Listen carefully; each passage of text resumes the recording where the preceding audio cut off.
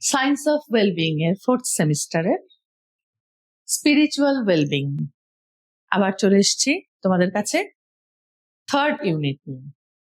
Spiritual wellbeing এর 3rd ইউনিটে আমরা কি পড়ব?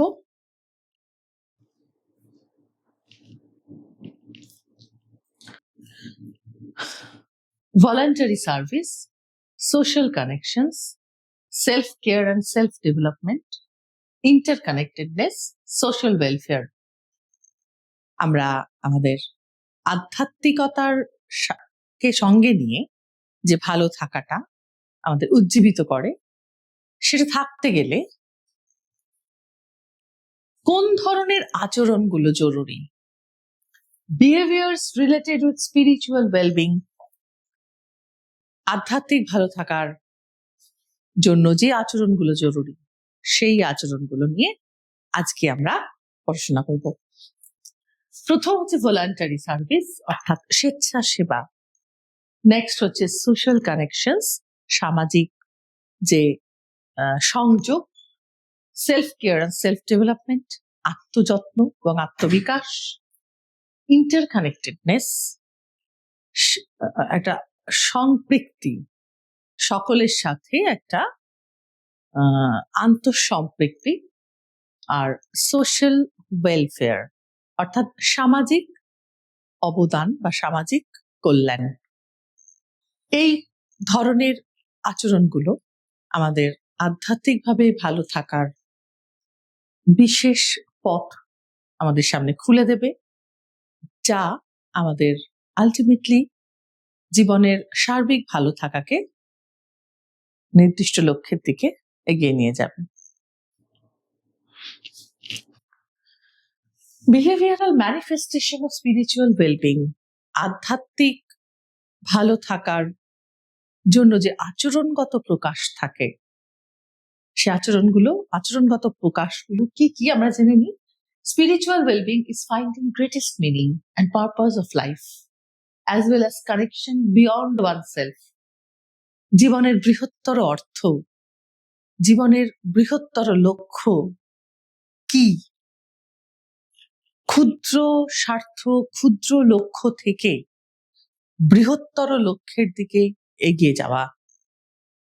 It also helps individual to foster inner peace and fulfillment within him, and it is manifested in different behaviors. এই আচরণগুলো আমাদের ভেতরের অন্তরের আভ্যন্তরীণ শান্তি বজায় রাখতে সাহায্য করে, যা আজকের দিনে যে অনুশীলন অত্যন্ত জরুরি। তোমরা হয়তো বলবে যে জীবনের সাফল্য বা জীবনের আমাদের যে সাধারণ অর্থে যে উদ্দেশ্যগুলো থাকে, ও রোজগার, ভালো খাওয়া দাওয়া, ভালো পোশাক আশাক, ভ্রমণ, নিশ্চয়ই এগুলো আমাদের ভালো রাখবে, কিন্তু এগুলো থাকলেও যে সবাই খুব সুখী বা খুশি থাকে, আজকের পরিবর্তিত সমাজ ব্যবস্থায়, অত্যন্ত জটিল এবং সুপার ফাস্ট সমাজ ব্যবস্থায় এই ভালো থাকাটা কিন্তু ভীষণভাবে পরিবর্তিত হয়ে যায়। ছোট ছোট উদ্দেশ্য যেগুলো নিয়ে আমরা বড় হই জীবনে, ভাবি যে এগুলো থাকলেই আমরা ভালো থাকবো, সেগুলো কিন্তু আলটিমেটলি আমাদের ভালো রাখতে পারে না। তো জীবনের আলটিমেট ভালো থাকা জন্য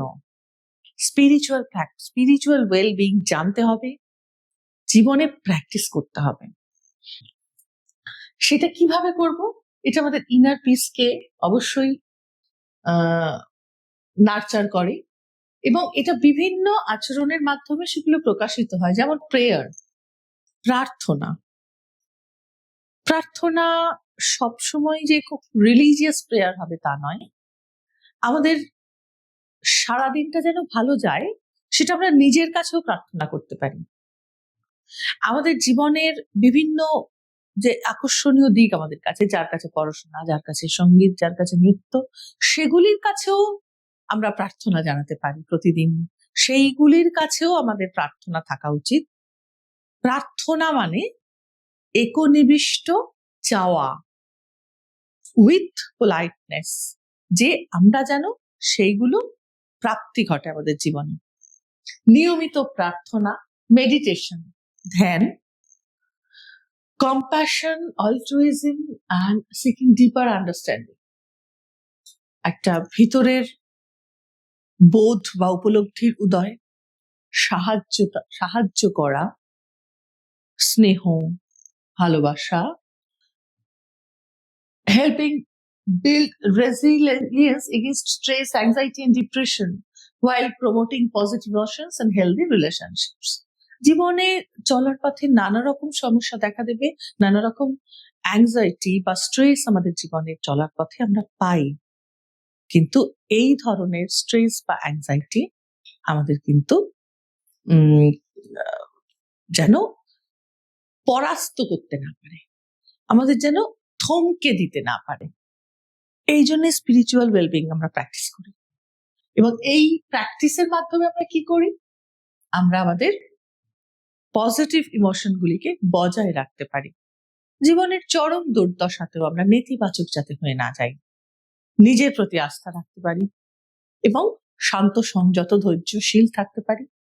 এভাবে আমাদের জীবনের চলার পথগুলো যেন মসৃণ না হলেও আমাদের ধৈর্যচ্যুতি না ঘটে, আমরা আস্থা না হারাই, যা আমাদের ক্রমাগত উদ্বিগ্ন, বিষণ্ণ, খুব স্ট্রেসফুল করে তুলতে পারে। সেই দিক থেকে আমরা নিজেদেরকে বাঁচাতে পারি। এই জন্যই স্পিরিচুয়াল ওয়েলবিং আমাদের আচরণের মাধ্যমে পালন করতে হবে।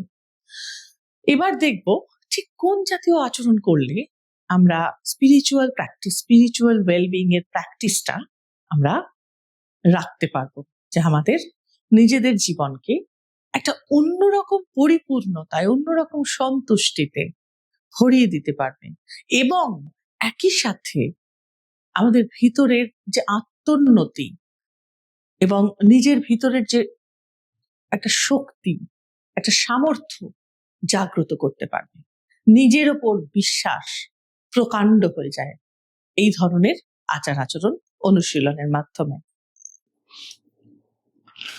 Significant types of behavior related with spiritual well-being. এখানে দেখে নাও, তোমরা সবাই দেখো, এখানে এই ধরনের আচরণগুলো আমরা এবার পড়ব, যে আচরণগুলো আমাদের আধ্যাত্মিক ভালো থাকাকে ত্বরান্বিত করবে। ফার্স্ট, ভলান্টারি সার্ভিস, সমাজের স্বার্থে, বৃহত্তর স্বার্থে, বাইরের পৃথিবীর স্বার্থে এবং অবশ্যই নিজের পরিবারের স্বার্থে কাজ করতে হয়, কর্তব্য পালন করতে হয়, এবং কোনো কিছুর আশা না রেখে। সোশ্যাল কানেকশন, অনেকে আছে যারা অনেক কাজ করে বা হয়তো কোনো রকম নেতিবাচক মনোভাবাপন্ন নয়, কিন্তু সামাজিকভাবে সংযোগ রাখতে চায় না, একদমই একাকী ক্ষুদ্র গণ্ডির মধ্যে নিজেকে আবদ্ধ রাখতে পছন্দ করেন। নিজের আবেগ, নিজের মনের কথা, নিজের বিভিন্ন তথ্য বা সামাজিক যে তার যাপন, সেগুলির কোনো তথ্য সে কাউকে ভাগ করে নিতে চায় না, বা অন্যেরটাও সে শুনতে চায় না। এক্ষেত্রে এই সংযোগের অভাব তাকে কিন্তু এমন ধীরে ধীরে একাকিত্বের দিকে ঠেলে দেবে, বা বোধহীনতার দিকে ঠেলে দেবে, বা তার বুদ্ধির স্ফুরণ আটকে দেবে, যে সে নিজেও বুঝতে পারবে না। এই জন্য এই সোশ্যাল কানেকশন জরুরি। Self care and self development, অবশ্যই নিজের যত্ন দরকার।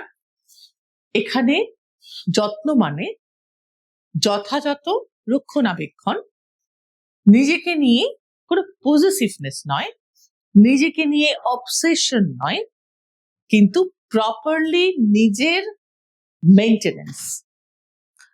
ইন্টারকানেক্টেডনেস, সমগ্র জীব জগৎ, সমগ্র প্রাণী জগতের মধ্যে যে একটা ইউনিটি আছে, সেটাকে অনুভব করা।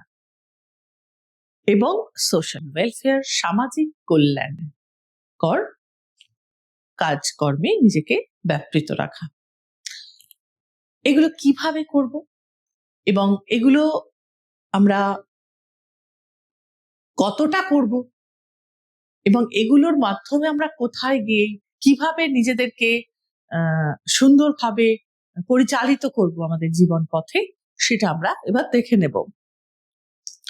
Voluntary service or volunteering is freely giving your time and effort to help others or a cause without being paid. It is also beneficial for communities and individuals through activities in health, education, environment, or disaster relief, often through organized charities or informally within communities. Voluntary service হচ্ছে সম্পূর্ণ এমন কাজ, দেখো আমরা সকলেই দায়িত্ব কর্তব্য রেখে চলি, দায়িত্ব কর্তব্য বজায় রেখে চলি, সকল পরিবারের বয়স্কদের প্রতি, ছোটদের প্রতি আমরা করি। কিন্তু প্রত্যেকটা করার মধ্যে আমাদের আমরা বিদ্যালয়েও করি, বন্ধুদের সঙ্গে দেওয়া নেওয়া, আমরা বৃহত্তর আমাদের জীবনে কর্মজগতে করি, কিন্তু সম্পূর্ণ নিঃস্বার্থভাবে করাটা, যেখানে তার পরিবর্তে আমরা কোনোদিন কিছু আশা করব না যেটা আমরা পাবো বা আমাদের সেটা আমরা আর্ন করব, সেই দেওয়াটা হচ্ছে এখানে ভলেন্টিয়ার সার্ভিস, যেখানে আমরা কোনোভাবেই সেই বিনিময় হিসেবে আমরা কিছু আকাঙ্ক্ষা করব না। এবং এটা ইউজুয়ালি কিভাবে হয়, আমাদের সামাজিকভাবে বা ব্যক্তিগত উদ্যোগে হেলথ, এডুকেশন, এনভায়রনমেন্টের হয়, স্বাস্থ্য, অনেক সময় রক্তদান শিবির হয়, দেখবে সেক্ষেত্রে ওটাও এক ধরনের স্বাস্থ্য সুরক্ষার জন্য পরার্থে দিচ্ছি আমরা। টাকা নিয়ে যারা রক্ত প্রদান করে তাদের ব্যাপার আলাদা, কিন্তু রক্তদান শিবিরে অধিকাংশ মানুষ কিন্তু নিঃস্বার্থেই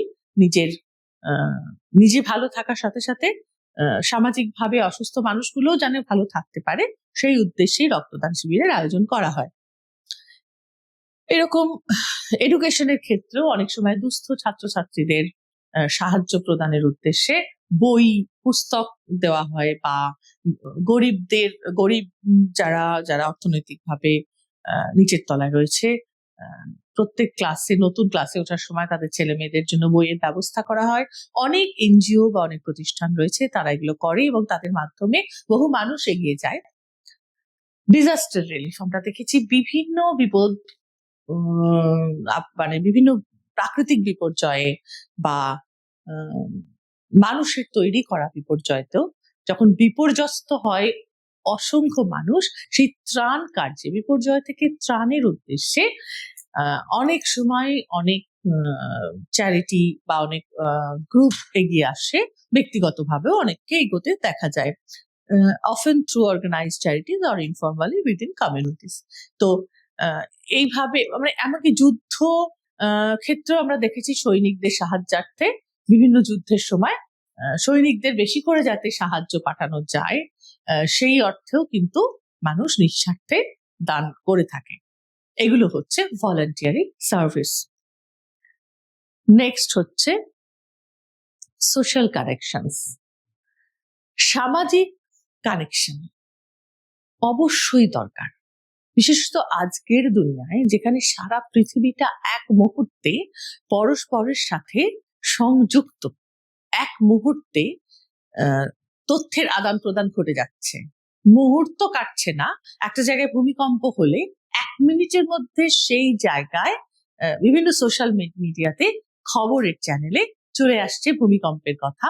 সেক্ষেত্রে সোশ্যাল কানেকশনস বজায় রাখা সহজ, আবার শুধুমাত্র তথ্য নির্ভর না থেকে মানুষের সঙ্গে মানুষের সংযোগ ব্যবস্থা উন্নততর করার জন্য কিন্তু সোশ্যাল কানেকশন জরুরি। কারণ আমরা হয়তো জানছি পাশের বাড়ির মহিলা পড়ে গিয়ে পা ভেঙেছে, আমরা সেটা জেনেও আমরা নীরব থাকি, এটা কিন্তু কানেকশনের উদ্দেশ্য নয়। এইখানে যে সামাজিক কানেকশনের কথা বলা হয়েছে, এটা কিন্তু সেই কানেকশনের কথা বলছে না। আমরা তথ্য নিচ্ছি সামাজিক মাধ্যম থেকে, কিন্তু আমরা আমাদের ইতিবাচক অনুভূতি, আবেগ দ্বারা পরিচালিত হয়ে অবশ্যই মানুষের সঙ্গে সংযোগ রাখবো, যাতে দরকারে, প্রয়োজনে মানুষের পাশে আমরা থাকতে পারি বা আমরাও অন্যদের পেতে পারি। সেটাই হচ্ছে সামাজিক সংযোগ। Social connections are the relationships and feelings of belonging we have with others. এই যে লাইনটি রয়েছে, যে আমাদের অনুভূতি থাকবে, আমাদের আবেগ থাকবে, আমাদের ইতিবাচক দৃষ্টিভঙ্গি থাকবে, সম্পর্ক থাকবে যারা আমাদের চারপাশে রয়েছে। আজকে সারা পৃথিবীটা আমাদের পাড়া, আজকে শুধু আমাদের পাড়াটা পাড়া নয়, সেক্ষেত্রে সারা পৃথিবীর প্রত্যেকটা মানুষের প্রতি একটা ন্যূনতম অনুভূতি আমাদের বিরাজ করবে। কি আছে, ও হয়েছে হয়েছে, হয়নি হয়নি, এই ধরনের উদাসীনতা যেন কারোর মধ্যে না থাকে। সে জানে সবকিছু, কিন্তু তার মধ্যে উদাসীনতা যদি থাকে, দ্যাট ডাজন্ট মিন যে সে সামাজিকভাবে সংযুক্ত। Ranging from close family to casual acquaintances, crucial for human health and well-being, offering support, meaning and resilience. Close family থেকে শুরু করে পরিচিত বা মানুষের স্বাস্থ্য ভালো থাকা, এই সব কিছু সম্পর্কে সংযুক্ত থাকা। অর্থাৎ আমি জানি আমার বাড়ির লোকের কারোর একটা অসুবিধা হচ্ছে, আমি জানলাম, দ্যাট ডাজন্ট মিন আমি সামাজিকভাবে সংযুক্ত রইলাম। আমাকে কিছু করতে হবে, সেখানে আমার কিছু ডিউটিস আছে, হ্যাঁ, আমার যথাসাধ্য, আমি নিজে না পারি, আমি আয়োজন করতে হবে। আমি সামাজিকভাবেও সেভাবে সংযুক্ত থাকবো, শুধু পরিবার নয়, যে কোথাও একটা কিছু ঘটলে সেখানে নিজের কোথাও একটা কিছু দায়িত্ববোধ, কর্তব্য করার জন্য একটা দায়িত্ব অনুভব করব, এটাই সামাজিক সংযোগ। এরপর হচ্ছে নেক্সট বিহেভিয়ার হচ্ছে সেলফ কেয়ার। দেখো, ভালো থাকার জন্য আমরা যেমন অন্যদের দায়িত্ব নিব, অন্যদের প্রতি সহানুভূতিশীল থাকবো, একদম সর্বতোভাবে আমাদের নিজেদের প্রতিও আমরা কিন্তু অবশ্যই সহানুভূতিশীল হব। খুব কঠিন নিয়মের বেড়াজাল, অতিরিক্ত পরিশ্রম বা অতিরিক্ত মানসিক চাপ আমাদের এই আমিটাকে খুব দুর্বল এবং পীড়িত করে তোলে। আমাদের আমিটাকে যদি আমি না দেখি, তাহলে বাইরের কেউ তো বুঝবে না। আমার আমিটাকে আমরা যদি না মেপে চলি, তাহলে বাইরের কারোর পক্ষে সম্ভব না আমার ভিতরের সকল চাহিদা, সকল পাওয়া না পাওয়াকে বুঝে যাবে। আমি স্বার্থপর হতে বলছি না। Self care doesn't mean selfishness. Self care হচ্ছে নিজের রক্ষণাবেক্ষণ, প্রপার ওয়েতে। নিজেকে ক্ষতবিক্ষত করে ফেললে নিজে তো ভালো থাকবোই না, আমরা অপরের যত্ন নিতেও পারবো না। এবং নিজেকে মেনটেন না করলে, নিজের রক্ষণাবেক্ষণ না করলে নিজের সঠিক বিকাশও ঘটবে না। প্রত্যেকটা মানুষের যে বিকাশটা অত্যন্ত জরুরি, সেটা বৃহত্তর সামাজিক কল্যাণের জন্যই জরুরি। Self-care is intentionally taking actions to support your own physical, mental, emotional, and spiritual health, involving daily habits like eating well, sleeping properly, exercising, and maintaining hygiene, as well as enjoyable activities, and setting boundaries to prevent burnout and manage stress, ultimately ensuring you have the energy to take care for yourself and others. কিভাবে করব আমরা, সেটাও এখানে আমি বলেছি। কিভাবে আমরা self care নেব? Properly eating. এত চারপাশে ম্যাগাজিন, সোশ্যাল মিডিয়া সমানে দেখানো হচ্ছে যে নিজেকে কি করে ভালো খাওয়া দাওয়া দিয়ে আমরা পরিপুষ্ট রাখবো। আজ থেকে 50 বছর আগে যেটা সবসময় আমরা জানতাম না, যেটা আমাদের প্রতিদিনের চর্চায় থাকতো না, এখন জিম ইত্যাদি হয়েছে। এবার প্রত্যেকটারই কিছু খারাপ আছে, না খাওয়াটাকে অনেকে ভালো থাকার মাধ্যম হিসেবে বেছে নিচ্ছে, এটা একদমই নয়। তোমরা সেমিস্টার 1 এটা নিয়ে পড়েছো যে খাদ্যের অভ্যাস কিরকম হওয়া উচিত, পুষ্টির অধ্যায়, ফিজিক্যাল ফিট ওয়েলবিং এর অধ্যায়। সেভাবে নিজেকে সঠিক খাদ্য দিতে হবে। যার কার্বোহাইড্রেট দরকার সেটা অবশ্যই নেবে, যার প্রোটিন দরকার সে অবশ্যই নেবে, যার সুষম ডায়েট হলেই চলবে সে সুষম ডায়েট নেবে, কম নয় বেশি নয়, যেটা প্রয়োজন সেটা। স্লিপিং ওয়েল, রাত জেগে মোবাইল স্ক্রল করা নয়, রাত জেগে গল্প চ্যাটিং করা নয়, প্রপারলি 8 থেকে 9 ঘন্টা কি 7 থেকে 8 ঘন্টা ঘুমের দরকার প্রত্যেকটা মানুষের। বিশেষ করে তোমাদের বয়সে যারা পড়াশোনা করছো, প্রচুর তথ্য প্রতিদিন গ্র্যাব করছো, প্রতিদিন প্রচুর তথ্য ইনটেক করছো, সেই তথ্যগুলোকে মেমোরিতে সঞ্চিত রাখার জন্য অবশ্যই প্রপারলি ঘুমোতে হবে, পর্যাপ্ত পরিমাণ ঘুমোতে হবে। এক্সারসাইজিং, প্রচুর খেয়ে, প্রচুর ভালো ভালো খাবারের সারাক্ষণ ইউটিউব ভিডিওস, প্রচুর খাচ্ছি, এত মোটা হয়ে যাচ্ছি, কি করব জানি না। আবার না খেয়ে একদম প্রচন্ড রোগা হয়ে যাচ্ছি, মাথা ঘুরে পড়ে যাচ্ছি, সেরকম ভাবে পরিশ্রম করতে পারছি না, সেটাও এক ধরনের বাধা। তার জন্য প্রয়োজন সঠিক শরীর চর্চা, হাইজিন মেনটেন। এটা আমরা অনেকেই জানি না। সবকিছুর হাইজিন মেনটেন করতে হয়। শুধুমাত্র উঠে দাঁতটা মাজলাম আর চানটা করলাম, that is not satisfactory hygiene মেনটেনের জন্য। আমাদের প্রপারলি সবকিছুর জন্য আমাদের হাইজিন মেনটেন করতে হবে। আমি ত্বক চর্চা করতে বলছি না যে সারাক্ষণ ত্বক চর্চা করো, কি চুল চর্চা করো, কি তোমাদের বিভিন্ন মানে নিজেদের রূপ নিয়ে বসে থাকা, আমি সেটা বলছি না, কিন্তু হাইজিন মেনটেন্স খুব জরুরি। সব রকম হাইজিন, নিজের চারপাশটা পরিষ্কার রাখাটাও হাইজিন, নিজের দেহটা পরিষ্কার রাখাটাও হাইজিন, এবং সেটা করতেই হয় প্রতিদিনকার। And setting boundaries to prevent burn out. অবশ্যই না বলতে শেখা। নাটা কিভাবে বলবে দ্যাট ডিপেন্ডস, কিন্তু যেখানে নিজের ক্ষমতার শেষ, বুঝতে পারছো আর আমার পক্ষে সম্ভব না, সেখানে বলা যে না, আমার পক্ষে এটা সম্ভব নয়, কারণ আমি এই জায়গায় এই সময়টা দেব, আমাকে দিতে হবে, এটা আমার, এটার জন্য সময় আমি দিতে পারছি না। সেই ম্যানেজটা করা প্রপারলি। রুডলি না করতে পারবো না তার মানে এই নয়। প্রপারলি প্ল্যান করা, কিভাবে সেটা ম্যানেজ করা যায় সেটা বুঝিয়ে বলা। হ্যাঁ বলে মেনে নেওয়াটাও কাজের কথা নয়, তাতে স্ট্রেসই বাড়তে থাকে, নিজের উপর কাজের বোঝা চেপে যায়। আবার না রুডলি বলে দিলেও তুমি কিন্তু বিচ্ছিন্ন হয়ে যাবে তোমার সমাজ থেকে, তোমার সোসাইটি থেকে। তাহলে ঠিক মতো হ্যাঁ আর না কথাটা প্রেজেন্ট করতে শেখা, এবং নিজের জন্য অবশ্যই নিজের দিকটা দেখা। নিজের দিকটা দেখা মানেই কিন্তু that doesn't mean you are selfish. নিজে ভালো থাকলে তবেই আমরা সকলকে ভালো রাখতে পারি, এটা হচ্ছে মূল কথা। নিজেকে নিয়ে নার্সিসিস্ট হওয়া কোনো দরকার নেই যে নিজেকে নিয়েই ভেবে যাচ্ছি, নিজের ভালোটা নিয়েই ভেবে যাচ্ছি, কিন্তু একটা অপটিমাম ব্যালেন্স রেখে নিজের কোথায় খারাপ হচ্ছে, নিজের খারাপ থাকাটা আমরা প্রপারলি চিকিৎসা করানো, এটাও কিন্তু সেলফ কেয়ার। অনেকে আছে রোগ সম্পর্কে উদাসীন, ও হয়ে যাবে, ঠিক আছে পরে দেখে নেব, ও ঠিক আছে এরপর আমি 2 সপ্তাহ পর গেলেও হবে, কি এখন আমার এইটা কাজটা এমার্জেন্সি। শরীর বেশি মাত্রায় বিগড়লে তখন কোনো কাজ কিছুই আর কাউন্টেবল থাকবে না, কনসিডারেশনের মধ্যে থাকবে না। তো সেক্ষেত্রে এইগুলো মেনটেন করতে হবে সেলফ কেয়ারে। সেলফ কেয়ার প্রপারলি হলে তখন আসবে সেলফ ডেভেলপমেন্ট।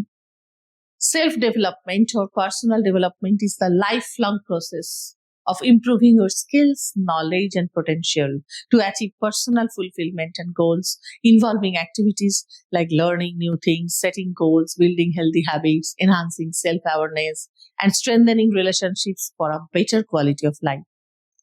Self development অবশ্যই জরুরি, কারণ প্রত্যেকটা মানুষের সঠিক বিকাশ গড়ে উঠলে তবেই সমগ্র সমাজের বিকাশ লাভ হবে। প্রত্যেকটা মানুষ তার পুরো মাত্রায় পটেনশিয়ালিটি যদি সে ব্লুম করতে পারে, তাহলে সে সামাজিক অবদান রাখবেই, আর যার হবে না সে নেতিবাচক দিকে ডাইভার্টেড হয়ে যাবে। এই জন্য সঠিক আত্মবিকাশ জরুরি। আত্মবিকাশের জন্য প্রয়োজন সঠিকভাবে শিখন, নিজের উদ্দেশ্য পরিপূরণ, নিজের উদ্দেশ্য তৈরি, তারপর সেটা সেই উদ্দেশ্যে পৌঁছানো, হেলদি হ্যাবিটস তৈরি করা, নিজের সম্পর্কে সচেতনতা বাড়ানো, এই সবগুলির মাধ্যমে নিজের সম্পর্কগুলোকে ভালো রাখা চারপাশে, এবং নিজের জীবনযাত্রার মানটাকে উন্নত রাখা।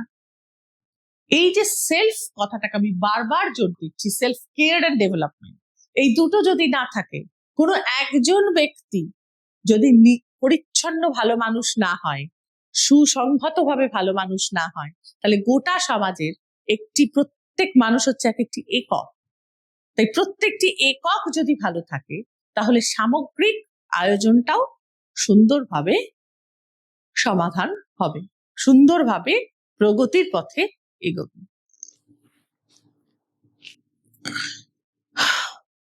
ইন্টারকানেক্টেডনেস, আন্তঃসংযোগ। প্রত্যেক মানুষ, প্রত্যেকটা প্রাণ, প্রত্যেকটা জীব পরস্পরের সঙ্গে একটা অবিচ্ছিন্ন এক সূত্রে আবদ্ধ। আমাদের প্রাচীন ভারতীয় দর্শন থেকে আজ পর্যন্ত প্রত্যেক দার্শনিক এবং মহতী মানুষদের কথায় আমরা এটা পেয়েছি। এবং এই ইন্টারকানেক্টেডনেস যারা অনুভব করে তারাই কিন্তু স্বার্থ ত্যাগ করতে পারে, ক্ষুদ্র স্বার্থ থেকে বেরিয়ে বৃহত্তর স্বার্থে আত্মত্যাগ বা আত্মনিয়োজিত করতে পারে। আজকে হয়তো এটা ইন্টারকানেক্টেডনেস পড়ানো হচ্ছে স্পিরিচুয়াল ওয়েলবিং এ, কিন্তু এটা শুধুমাত্র স্পিরিচুয়ালিটির বিষয় কিন্তু নয়। একটা মহাজাগতিক পরিব্যক্তির সঙ্গে নিজেকে জুড়ে পরম ঈশ্বরের আরাধনার মধ্যে দিয়ে এটা নেই। যে বিপ্লবী আমাদের স্বাধীনতা সংগ্রামের সময় নিজের জীবনকে অবহেলায় ভুলে গিয়ে নিজের ব্যক্তিগত উন্নতির দিকে দৃষ্টি না দিয়ে যে বৃহত্তর কোনো মানে বৃহত্তরতা সমাজের কল্যাণে, নিজেদের দেশের স্বাধীনতা রক্ষার্থে আত্মবলিদান দিয়েছেন, তিনি কিন্তু সেই ইন্টারকানেক্টেডনেস তিনি অনুভব করেছিলেন। তার জন্য স্পিরিচুয়ালিটি বা তার জন্য পূজা অর্চনা বা তার জন্য কোনো মহাজাগতিক অর্ডার তাকে পেতে হয়নি। ইন্টারকানেক্টেডনেস এভাবেই মানুষকে সকলের প্রতি সচেতন এবং সকলের সঙ্গে নিজের অবিচ্ছিন্নতা, আমি আলাদা কিছু নই, আমি এবং প্রত্যেক সমাজের মানুষ আমরা একসঙ্গে গোষ্ঠীবদ্ধ, সকলের কল্যাণ আমাদের কল্যাণ, আমাদের কল্যাণ সকলের কল্যাণ, এইভাবে ভাবতে পারাটা ইন্টারকানেক্টেডনেস এর মূল কথা।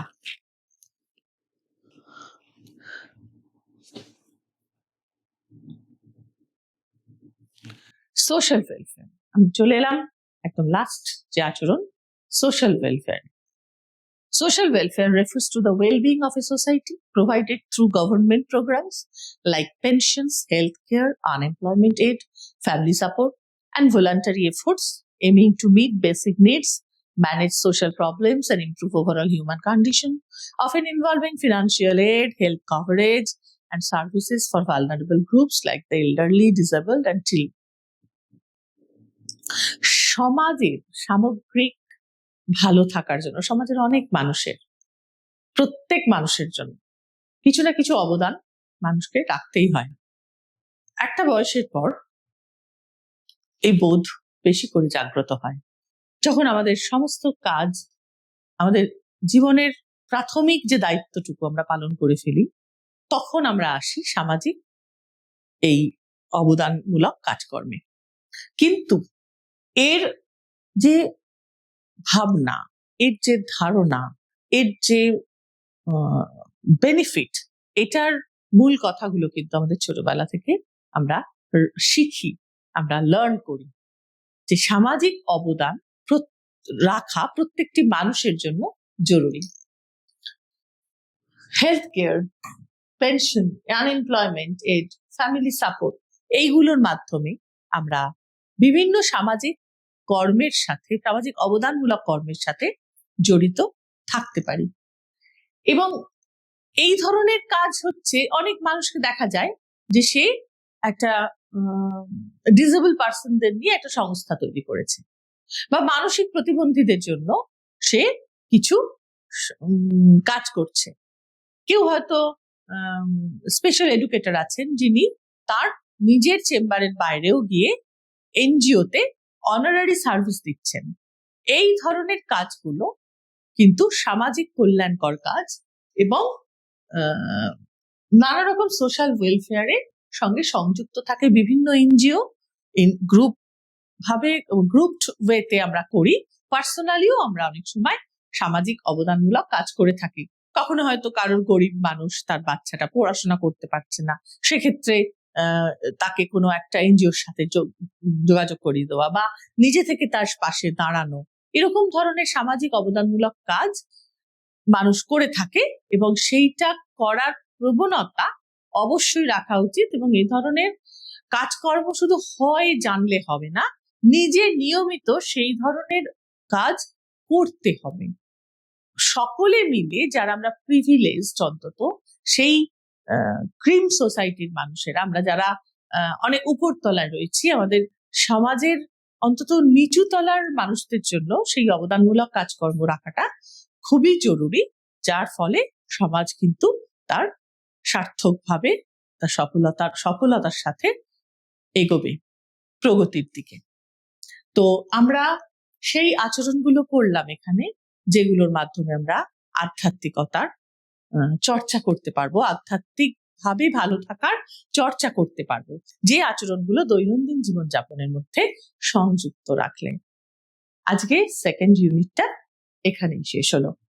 এরপরে আসবো ফোর্থ ইউনিট নিয়ে। এখানে থার্ড ইউনিট শেষ হলো, আমরা আসবো ফোর্থ ইউনিট নিয়ে।